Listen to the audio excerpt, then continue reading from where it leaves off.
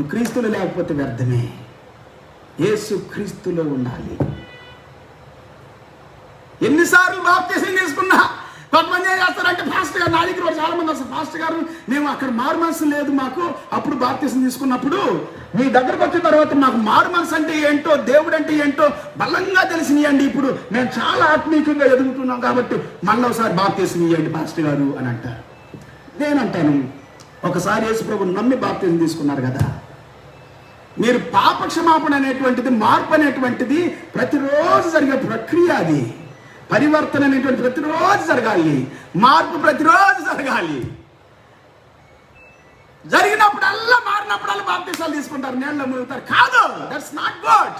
కొంతమంది అంటారు, మీరు ఎక్కడ బాప్తిసం తీసుకున్నా మా దగ్గర తీసుకుంటేనే పరలోకం వెళ్తారని దొంగ బోధ బోధిస్తారు, అబద్ధ బోధ బోధిస్తారు. మా చర్చికి వస్తేనే పరలోకం వెళ్తారు మీరు అంటారు, అబద్ధికులు.